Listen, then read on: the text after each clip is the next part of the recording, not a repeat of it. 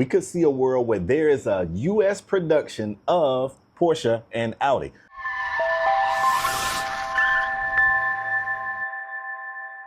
What's up, y'all? Cam here. What's going on, folks? It's Spade. And we back with another Two Brother Auto news episode, Yes, TBAN. We got some more news for y'all. Spade, we'll jump right back in. And this topic is going to piggyback off of something that we talked about previous episode. Okay. Recently, I talked about Nissan and Honda merging, right? It has now come out that Nissan is backing out of that $58 billion merger with Honda. No more. Apparently, talks broke down because Honda wanted Nissan to be a subsidiary, and Nissan said, "Nah, we want to be equal partners." Basically, Nissan ain't want to be little bro. They said we both big bro around here. Yeah, nah, I get and it. Honda said, "Nah, we big bro." And so Nissan backed out because of that. Also, Nissan likes to have a lot of external partners. You know, they like to partner with a lot of different companies. Honda, they like to move to their own beat. They don't really want to go out and get no engine from this car and put in their Super or anything of that nature. Like they want the Civic to be the Civic. They don't want to do none of that partnering stuff. So that was another reason why talks broke down. Also, Honda wanted to see a little bit more stability from Nissan before the formal integration of this merger. They wanted to show that Nissan had some type of, they were bringing something to the table. And, there was questions around that as well. And that ultimately led to Nissan just saying, you know what? We'll get somebody else to do it. That's crazy. So let me make sure I get this right. Nissan was down bad. Nissan was down bad. They was needing a bailout. About to go bankrupt. About to get a bailout. And they said, nah, we want to be equals. Yeah. Come on, Nissan. You got to come on. You think they Nissan wrong in trying to, I don't know. I got to agree. We last talked about this. We said, what is Honda getting out of this? That was your question. Yeah, what do they gain? For me, it makes sense for them wanting Nissan to be a subsidiary because it's like, we don't know what y'all got going on. So you're not finna come in here and we finna be 50-50 and you not bringing nothing to the table. So I get it. Yeah, so I don't know what Nissan's plans, well, they have talked about, let me get into that. They have kind of talked about what their plans are gonna be. They are obviously they're looking for another partner because they're still broke. They still need help. It's rumors that they really want to get a tech company partner and preferably one in the US. It's been talks that a Taiwanese-based company called Foxconn, they go by another name that was too long for me to put, but they're known as Foxconn, and apparently this ain't the first time that they've tried to partner with Nissan. So this has been known. Apparently they're trying to double back. This is kind of like that person that's stuck in your DMs that just keep DMing and you like, nah. I get it. They keep trying, but Nissan has said allegedly that they prefer a US-based company. I've heard Microsoft been thrown out there. Wow. I've heard Amazon possibly. I had no idea how that would work.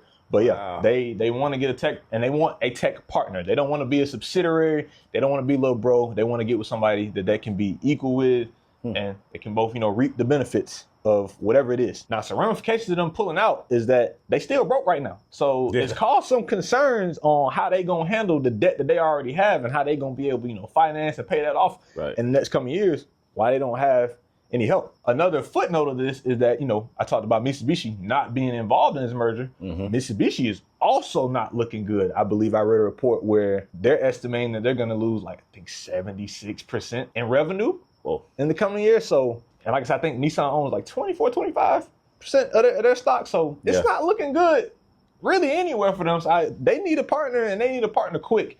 So beggars can't be choosers, and they being kind of choosy right now. So what's your thoughts on that, Spain? Now, I'm kind of all while you talking, the gears are turning. I'm trying to understand why they want to partner, not with another automaker, but they prefer to partner with a tech guru. Cool. And it just makes me wonder where they're looking to, expand to, and if they're possibly even looking to grow their brand, obviously outside of cars. So, in this current tech era we're in, it makes you wonder what they got in mind. I'm really curious now. Yeah, that is a good question because, like I said, had they merged, this would have been the third largest auto manufacturer in the world. So it wasn't like this is going to be no little kid merger. This is going to be a big player. So I'm interested to see how they get out of this. I don't know what's going to happen here because, like I said, they needed a life vest and they got one thrown to them and they threw it back. So I don't know how much longer they have left before they drown. So we'll see what happens in the coming weeks, months,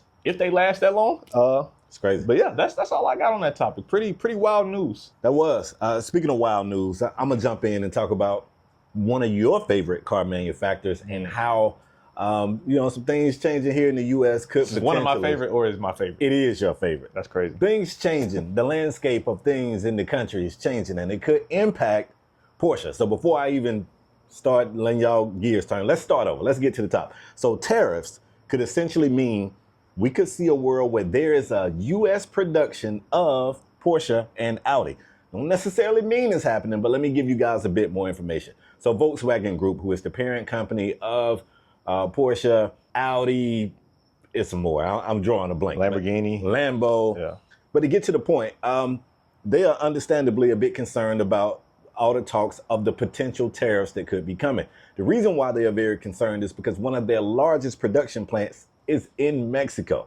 And right now the talks is Mexico could be hit with a 25% tariff. Now, obviously, if you know, you ain't even got to be like some numbers guru. You got to understand if it costs me a whole lot more to send you goods in order for me to turn a profit, I'm going to have to charge more on said goods. And that just keeps kicking things up, which obviously could have several negative impacts that we don't even have to go down. Now, the reason why this could mean, and I'm saying it could mean that production of these cars could happen here in the U.S. is because Volkswagen Group has a production plant in Chattanooga, Tennessee. So because that plant already exists, that's random. To get you around some of these tariffs, you could possibly move some of your Porsche and Audi work to Chattanooga. So right now, there is no production of Audi or Porsche here in the States. None. It's all either overseas or in Mexico. And Mexico, being one of their biggest plants, handles quite a bit. So side note, I want to stay on topic here talking about Volkswagen Group and Porsche and Audi, but Stellantis also do a lot of production in Mexico. So it's crazy when you think of Stellantis. Back in the days, the big American automakers was all in Detroit. So you think like, oh, they're cool, they won't be affected. But it's crazy, the tariffs could actually end up hurting Stellantis, which if you follow our channel or any automotive news, you know, they don't need any more bad news. Like, it already ain't going good. Got a plethora of bad news going that way. But yeah, man, there is another Volkswagen plant that is supposed to be in, I want to say South Carolina. That plant currently is not completed, it's not open, it's not running. But this makes you wonder, like, if this thing happens, if these tariffs, because right now still a lot of talk, nothing's been put in stone. But if Mexico is hit with a 25% tariff, it's going to be interesting to see how it affects not only Volkswagen Group, but Stellantis and other car manufacturers. But Cam, my question to you, because I know where I'm at with it, if any type of Porsches, let alone the highly coveted 911, that won't happen. If it is being produced in Chattanooga, Tennessee, how happy are you that you could take a fairly short drive up to Chattanooga, man, and watch them dudes be like, nah, you missed a spot like Buff right here, like Shine. You can go hand pick your 911, bro, in Chattanooga. No, I don't want no American-made Porsche. You don't like American-made cars. Yeah, for the most part. No, we know. Yeah, for the most part, that's correct. We know. There's a couple models I like, but yeah, I don't want no American-made Porsche. Like, we finna have American problems in German cars now? What that mean? Like, German cars got German problems. Yeah, but like, they German problems. They know how to deal with them. Like, we finna have spark plugs shooting out the engine bay. Like, we finna have all type of stuff. Like, that was like a 2-year run of Ford F-150s, we just talked about. We finna have engine seasons now. Like, we gonna have the flat six is gonna die on me just because it's made. Nah, they don't put a V8 in it. Yeah, and see, now I'm gonna keep it a bean with you. As much as I troll, you got, like, if you've been around, you know, like, I rep hard for the domestic car, but I am a huge Porsche fan. Like, both of us own a Porsche, and I will be honest with you. I'm not interested. I'm not interested in a US-made Porsche. Nah, I don't want. And I know some people gonna think like, well, they make them in Mexico, so what's the difference? It's like, y'all know how we are as Americans, bro. Like, I can tell you what I think. I don't know if people want to hear it. Like, if American plant is making that car, somebody gonna get too big for their britches, and they gonna be like, nah, we should do it this way. And somewhere along that process, the Porsche process is gonna get Americanified.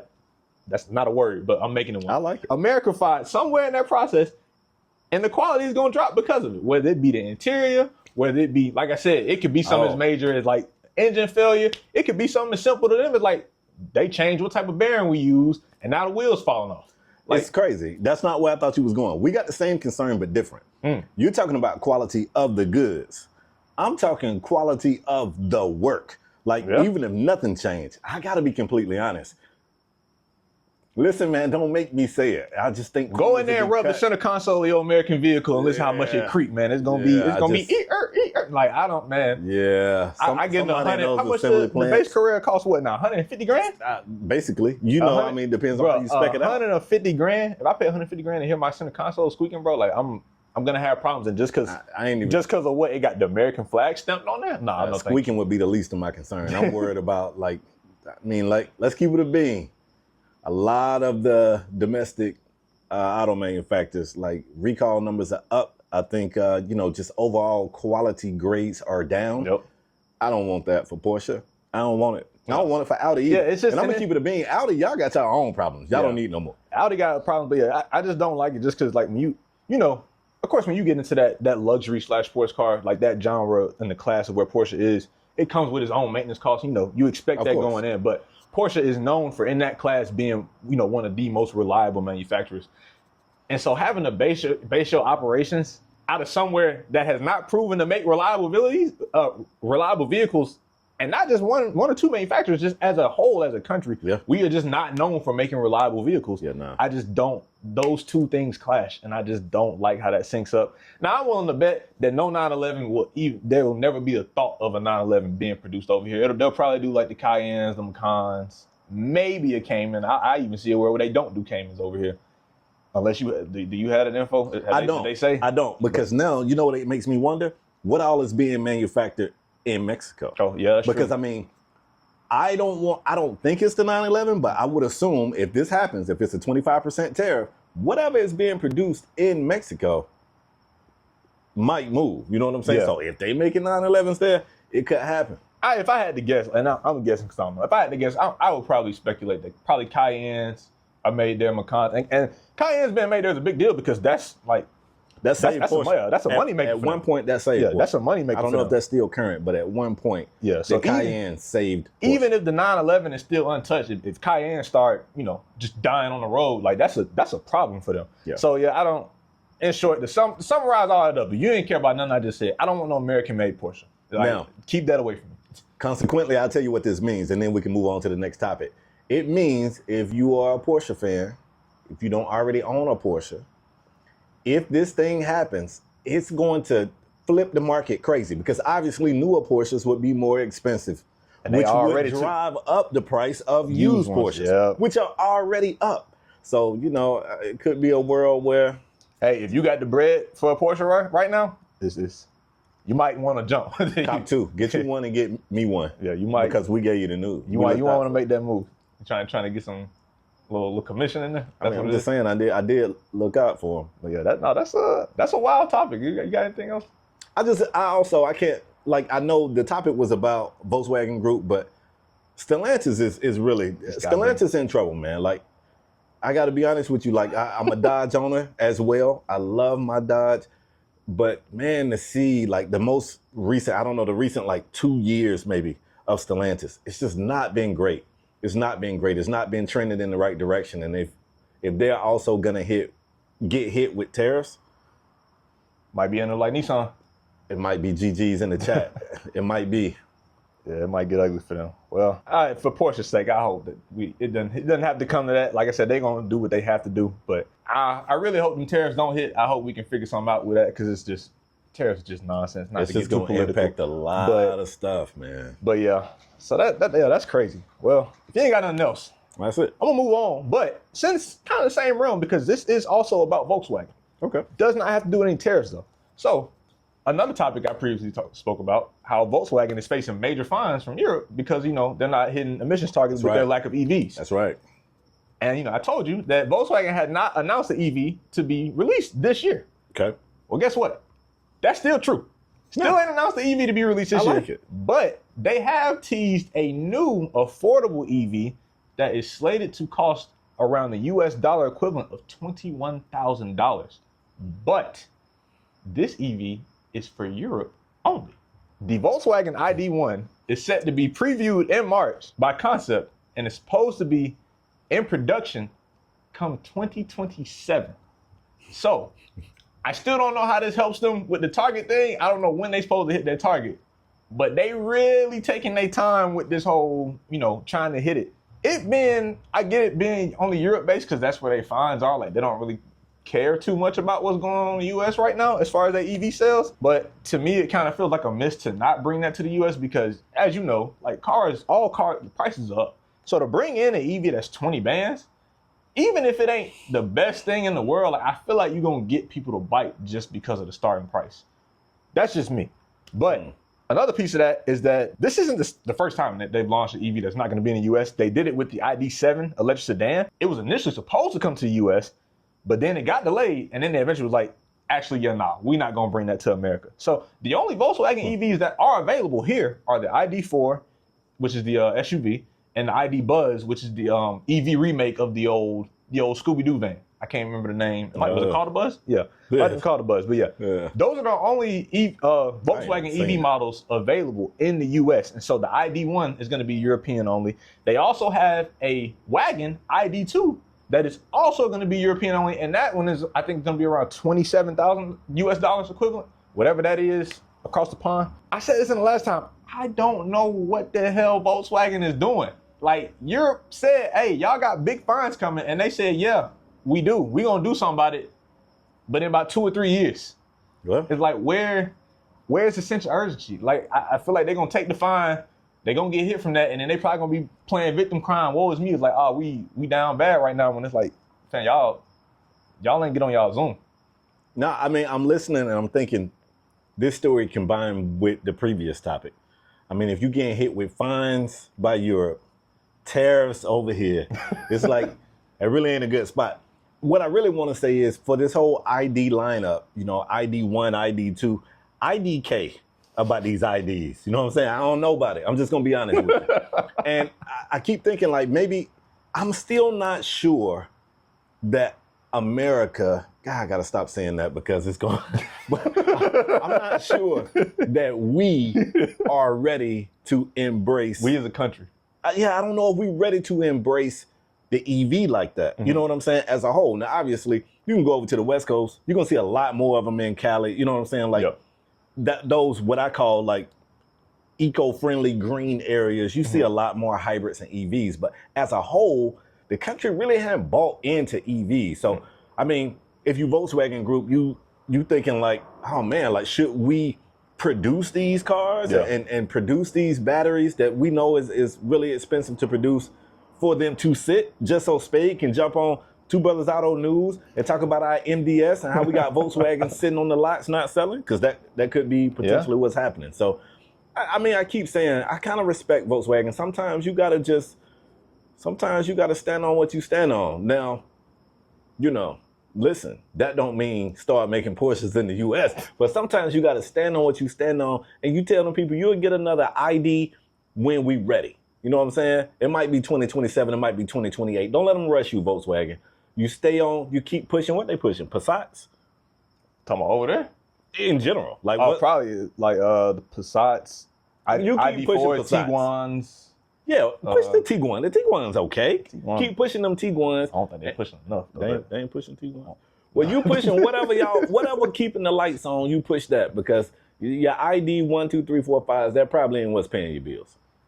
Well, the 1 and 2 don't exist yet, so it could. Yeah, they definitely ain't paying no bills. If y'all make an ID 1 and a 2, throw your boys commissions. But if we have any European viewers, like this one kind of is more directed at y'all because they already like they don't care about us. They don't care about what we got to say about them. Don't care about them either. How do you feel about this $21,000 ID1? I believe it's gonna be a compact SUV.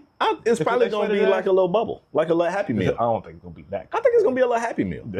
They got them little Happy Meals. Yeah, I would hope it's not that, but a little EV Happy Meal for $20K. But I feel like everybody likes affordable, whether you in the US or whether you in Europe or wherever. So I'm interested to see like the price point is compelling if the car is decent. Price point is. Now you know that price point. You question what kind of features in there, what in the build quality and whatnot. Yes, but that. Still, the price point is enough to it's to get my attention. Like, okay, like what is this? But won't matter to me because I live in the Americas. So, but yeah, that's all I got for this topic.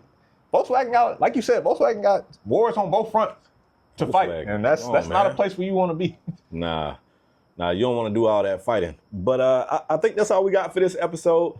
As always, do us a favor. If you like this video, if any topic of this video get the gears turning, interact with us in the comment section wherever you see this video, which could be YouTube, could be Instagram, could be TikTok, could be YouTube Shorts. Could be YouTube Shorts. Yeah. But yeah, man, as always, tap in with us. Subscribe if you like the content. Click the bell so you know when they go live, because we are starting to ramp up our schedule, so to speak. But right now, I can't tell you for sure when this next video is going to drop. But you know what to make sure you don't miss it? Clicking that bell. For sure. Put the notifications on. Tell everybody that we here. That's all I got for today. So catch you guys on the next one. Peace.